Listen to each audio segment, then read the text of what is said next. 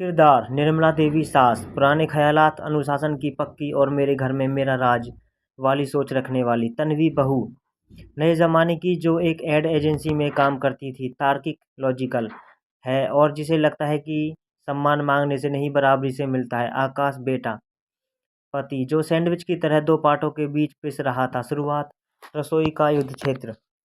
कहानी की शुरुआत एक शनिवार की सुबह से होती है। तन्वी हफ्ते भर की थकान के बाद सुबह 9 बजे तक सोना चाहती थी, लेकिन निर्मला देवी के लिए सूरज ढलने जैसा था। अगर बहू 7 बजे तक रसोई में न हो। किचन में बर्तनों की खटपट जानबूझकर तेज हो गई थी। निर्मला देवी बड़बड़ा रही थी, हमारे ज़माने में तो सूरज निकलने से पहले आंगन लिप जाता था, यहाँ तो चाय की पत्ती भी दोपहर में भीगती है। तन्वी, जो अपनी नींद कुर्बान कर किचन में आई थी, ने गहरी सांस ली और कहा, मम्मी जी, कल रात मैं ऑफिस का प्रेजेंटेशन रात 2 बजे तक बना रही थी, थोड़ा रेस्ट तो बनता है ना। निर्मला देवी ने कढ़ाई पटकते हुए कहा, बेटा, ऑफिस की नौकरी बाहर होती है, घर की नौकरी 24 घंटे की है।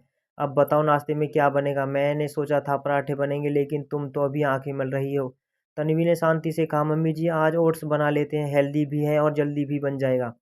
निर्मला देवी का चेहरा उतर गया। ओट्स? वह घोड़ों का दाना? मेरे बेटे को दफ्तर जाना है, उसे ताकत चाहिए, घास फूस नहीं। यहीं से उस दिन की पहली भिड़ंत शुरू हुई।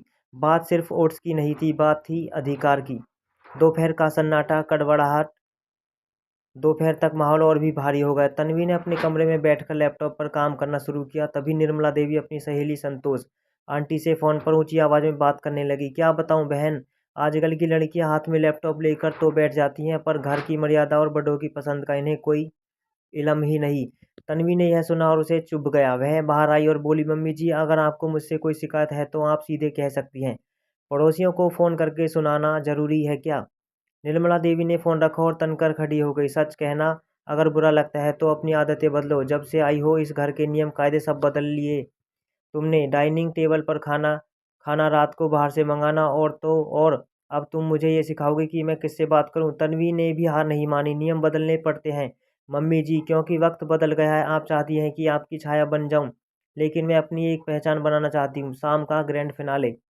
शाम को जब आकाश घर लौटा तो उसे घर की हवा में भारीपन महसूस हुआ। वह जानता था कि ज्वालामुखी फटने वाला है। डिनर टेबल पर सन्नाटा। निर्मला देवी ने सिर्फ अपनी और आकाश की थाली लगाई, पर तन्वी चुपचाप अपनी थाली खुद लेकर आई।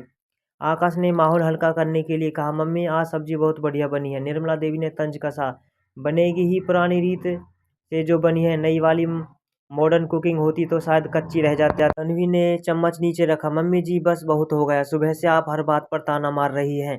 अगर मैं काम करती हूँ तो मैं इस घर के खर्च में हाथ बटा रही हूँ। अगर मैं चाहती हूँ कि संडे को बाहर खाना खाएं, तो वो आपकी सुविधा के लिए होता है, ताकि आपको किचन में खड़ा न होना पड़े। निर्मला देवी की आंखों में आंसू आ गए, जो उनका सबसे बड़ा हथियार था। देख ले आकाश, आज ये मुझे बता रही है कि ये घर के खर्च चलाती है, मतलब मैं अब इसके टुकड़ों पर पल रही हूँ। भगवान मुझे उठा ले ये दिन देखने से पहले। आकाश ने सिर पकड़ लिया। तन्वी, तुम्हें ऐसा नहीं बोलना चाहिए था। और मम्मी, आप बात का बतंगड़ बना रही हैं। तन्वी कमरे में चली गई और निर्मला देवी अपने कमरे में रोने का नाटक करने लगी। आकाश बीच में खड़ा रह गया। मोड़: एक असली घटना। रात के 11 बजे अचानक निर्मला देवी की तबीयत बिगड़ गई।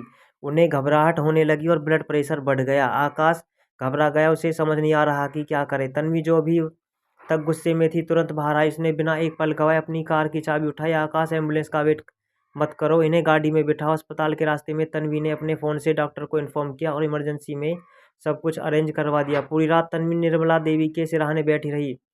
उसने न केवल दवाइयों का ध्यान रखा, बल्कि जब निर्मला देवी को होश आया तो उसने सबसे पहले तन्वी ने ही उनका हाथ पकड़ा हुआ था। बदलाव की शुरुआत।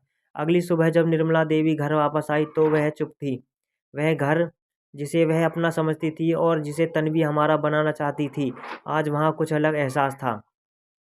निर्मला देवी ने देखा कि तन्वी के लिए सादी खिचड़ी बनाई थी और साथ में उनके पसंद का अचार भी रखा था। निर्मला देवी धीरे से बोली, तन्वी, रात को तुमने जो किया, मेरा मतलब है उस वक्त अगर तुमने होती तो शायद। तन्वी ने मुस्कुराते हुए बात काट दी। मम्मी जी, लड़ाई अपनी जगह है और रिश्ता अपनी जगह है। हम बहस कर सकते हैं, पर एक दूसरे का साथ नहीं छोड़ सकते।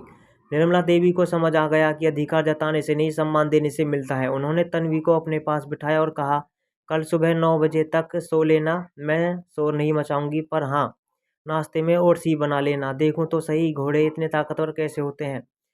दोनों खिलखिलाकर हंस पड़ी। निष्कर्ष: सास बहू की लड़ाई कोई दुश्मन की जंग नहीं, बल्कि दो अलग अलग पीढ़ियों के बीच तालमेल बिठाने की कोशिश है। जहाँ सास को अपना कंट्रोल खोने का डर होता है, वहीं बहू को अपनी आज़ादी खोने का। अगर दोनों थोड़ा झुकना सीख लें तो घर का युद्ध मैदान नहीं, बल्कि सुकून का ठिकाना बन जाता है।